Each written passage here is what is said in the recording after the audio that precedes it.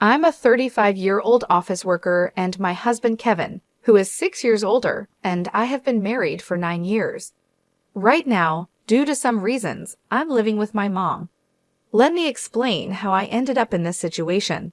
4 years ago, Kevin and I built a house. At that time, Kevin had just changed jobs, and we didn't have much money saved or a big income. Kevin used to work for a big company, but he faced constant hidden bullying from his boss. This caused him sleep problems, and eventually, he couldn't go to work anymore.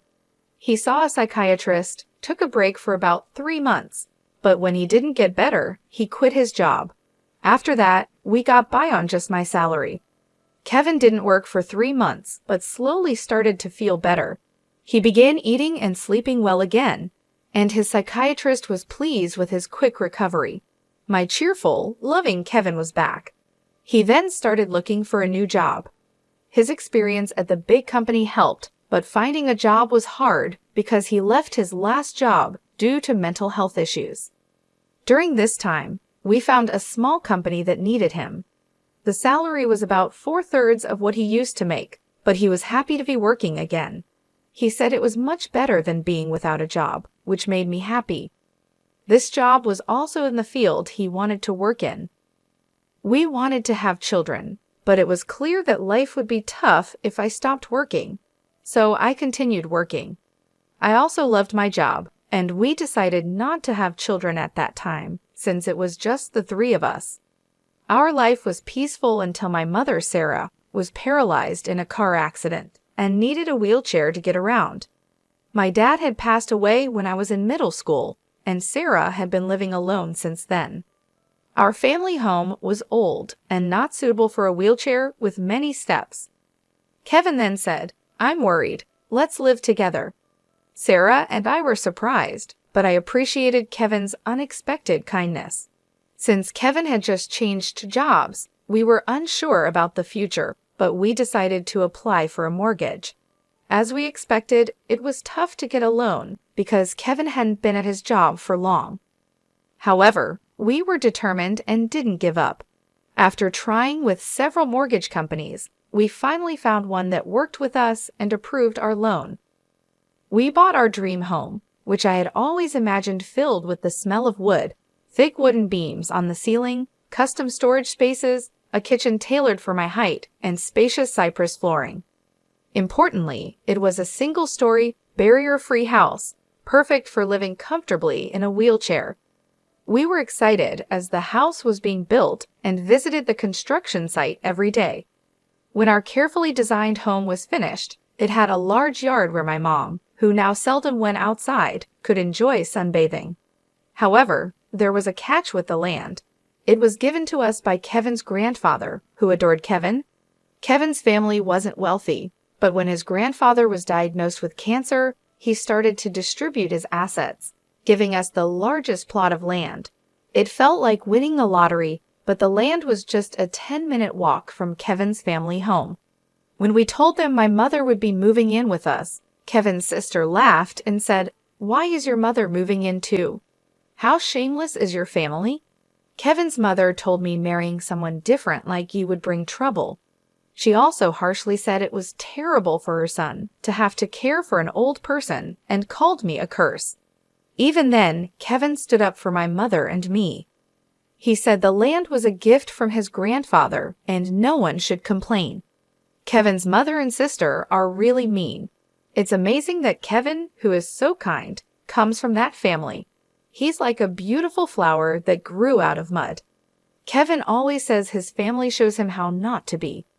Kevin thinks his grandfather gave us the land because he wanted us to take care of his mother in her old age. He also gave other properties away. Kevin's sister got a parking lot that's a 10-minute walk from their home. It's smaller than our land, but makes good money from parking fees. Honestly, I would have preferred that, but a gift is still a gift, and we are thankful. Thanks to my grandfather-in-law, we could build our house without paying for the land and used it to help get a loan. When the house was finished, we invited Kevin's mother and sister's family over. The builders told us they had visited the house several times without asking us. They showed up late without apologizing and said, "This is kind of like Grandpa's house, so it's like our house too."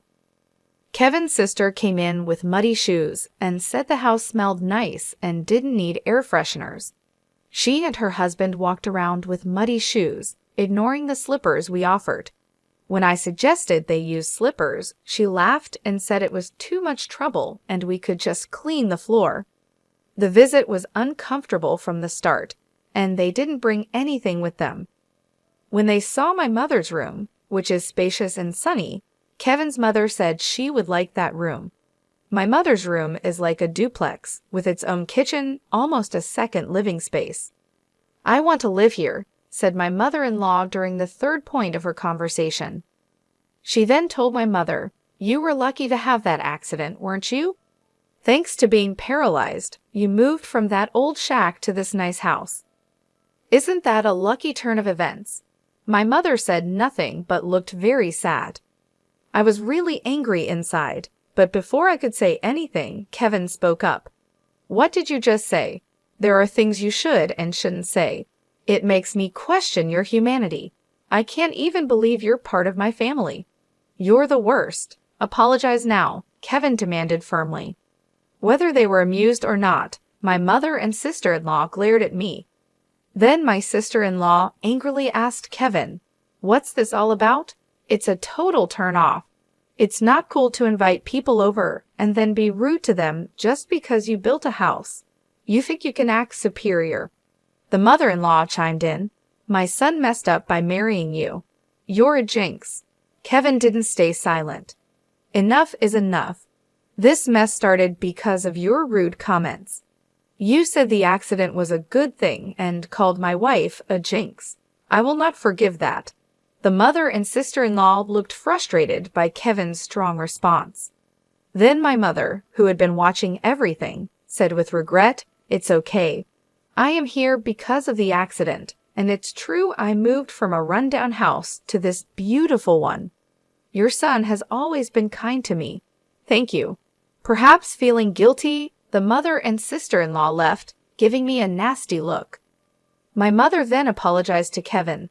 "I'm sorry if I upset your mother and sister. I'm sorry for ruining the mood at our housewarming party." Kevin responded, "No, I should be the one apologizing. It's embarrassing how they lack decency. I'm really sorry, but I am happy to be living with you.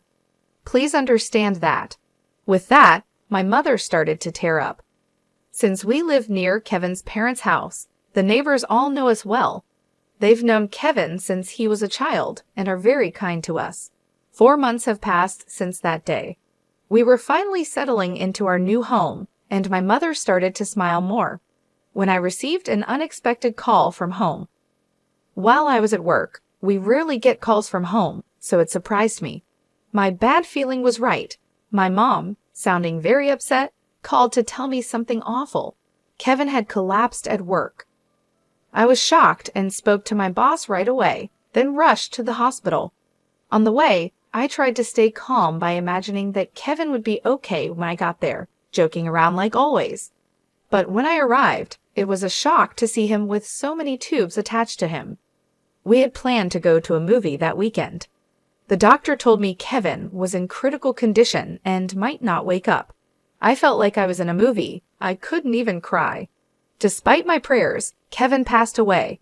At the hospital, my shock continued as my mother and sister-in-law arrived. When they heard Kevin had died, my sister-in-law accused me harshly, asking if I had poisoned him or if I was after his life insurance. My mother-in-law also blamed me, saying bad things always happen around me and called me a jinx. I was too sad to respond.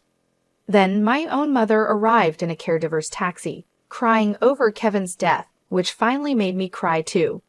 We both sobbed loudly. My mother-in-law rudely told us to stop the fake crying. She said Kevin had changed because of me and that she didn't want to see us ever again. Then she left the hospital. A funeral director came to organize Kevin's funeral, and we went to the funeral home. Kevin had died from a brain hemorrhage, which was hard to believe since he was fine that morning. When I told my mother-in-law the funeral plans, she harshly said she wouldn't come because Kevin always sided with my mother and me. She said her daughter wouldn't come either. Many of Kevin's coworkers and friends came to the viewing, but neither my mother nor my sister-in-law and her husband were there. Many attended the funeral, and it was clear that Kevin was deeply loved. Many people cried for him. It was hard, but maybe this is just the kind of people his family were. I was happy to spend the whole day with those who truly missed my husband. After Kevin's death, I got an email from my mother-in-law, but it was inappropriate, so I didn't reply. She was asking about the life insurance money and kept emailing because I didn't respond. Eventually, she claimed she had a right to it. I chose to ignore it because I wasn't ready to deal with that. When we got home, I noticed a light on inside, which was odd. My mother, Sarah, was confused and thought we had turned off all the lights. I figured maybe I forgot because I was so upset. I told her it was understandable given the situation, and I unlocked the door. When we entered, we could hear the TV, which was very strange. Inside, we found my sister-in-law and her husband sitting there. I was so shocked I couldn't even speak up. The living room was full of unfamiliar furniture and boxes. We had no idea what was happening. My sister-in-law said, "Why did you just barge in here?" "Well, it's your first time, so I'll let it slide. We're taking this house. We sold your stuff, so leave." My mother and I were completely shocked. I asked where our furniture and belongings had gone, and she casually said a resale company came and took everything, claiming we had good furniture and they got a good price for it. They bought new furniture with that money, saying who wants furniture that a dead person used as its bad luck. She added that she cared about such things, and our stuff was packed in boxes. She even remarked that we must be minimalists or just poor because we had so few things. The furniture was carefully chosen by my husband, and I couldn't forgive them for this. My mom was furious too, her face turning beet red, but she was too shocked to respond. I immediately called the resale company. After explaining the situation, they agreed to treat the items as stolen and return them. Now that my husband is gone, dealing with this was the last thing I needed. I don't want anything to do with his family, but I do want to stay in the house that's full of memories of him.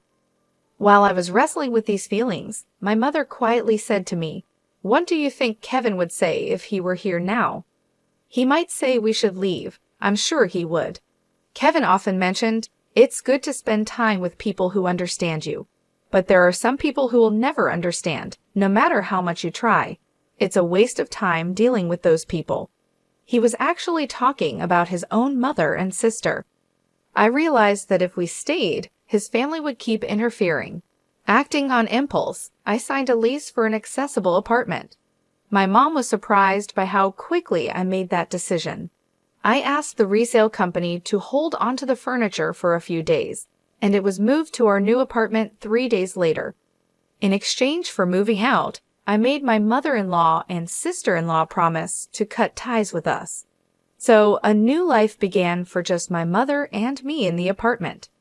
It turns out Kevin had many life insurance policies, almost obsessively so. He used to joke, always with a smile, "When I die, you guys will be rich." True to his word, he left enough money for my mother and me to be comfortable for the rest of our lives. Since he couldn't secure a mortgage when we bought the house, I, being employed at a major corporation, bought the house in my name. I made sure that even if something happened to Kevin first, I wasn't going to keep paying a mortgage for a house I wouldn't live in. According to our agreement, the house would be auctioned off if the mortgage wasn't paid for 4 months. Time flew by, and 4 months passed quickly. Then, I started receiving a lot of calls from my sister-in-law, Emily, and my mother-in-law, Maria. My call history was filled with their names, and it was getting scary, like something out of a horror movie. They were incredibly persistent, so I finally answered the phone. They were furious because the house was being sold. Apparently, when they tried to return to the house, they found out they couldn't get in because of a seizure notice.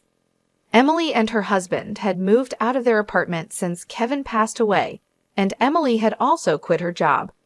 I suggested they move back into their parents' house, since they were panicking about suddenly being homeless.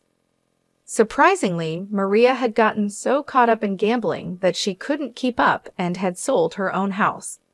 It turns out they had been living together for the past 5 months. I also heard that they sold their main source of income, a parking lot in front of the train station, a long time ago.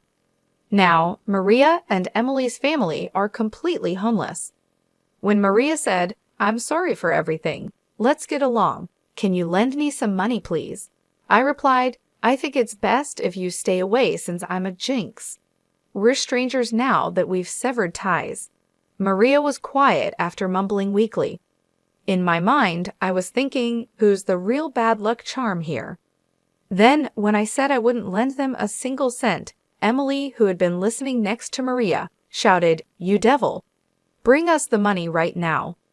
"I am a devil and bad luck, so I'm going to hang up now," I replied and ended the call. In reality, I had involved a lawyer for the past 5 months to push for the auction of the house. I thought it was an unusual case, but apparently it's not that uncommon.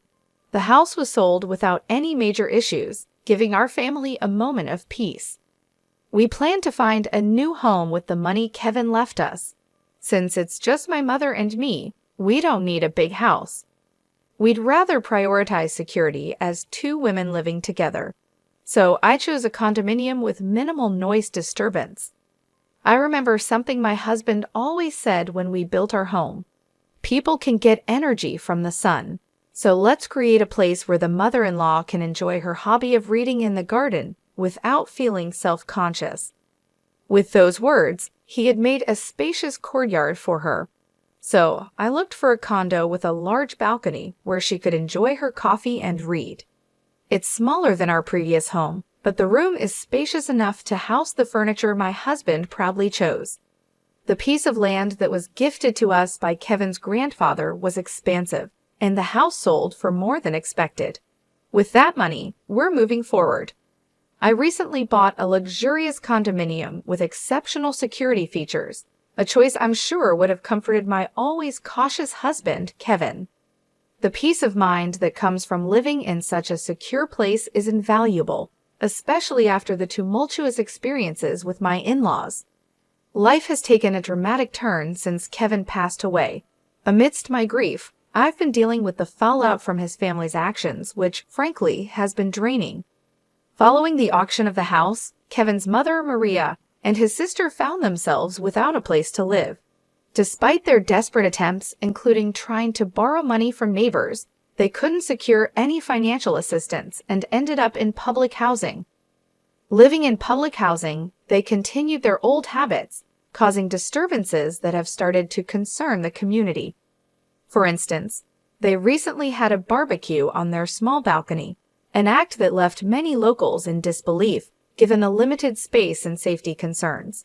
Such thoughtlessness seems typical of them and reflects the disregard they've always shown for others' comfort. Moreover, their financial difficulties appear to have led to frequent loud arguments that disrupt the nightly peace, an auditory testament to their ongoing strife. My sister-in-law's husband has since left, leaving just her and Maria to fend for themselves. Their situation is a stark contrast to the quiet, stable life I now lead with my mother. We're both 2-person households, but while my home is a sanctuary, theirs is a source of constant conflict and unease. It's become so disruptive that neighbors are banding together, hoping to evict them to restore some semblance of peace. It's a harsh reminder that no matter where you go, being a nuisance can make you unwelcome.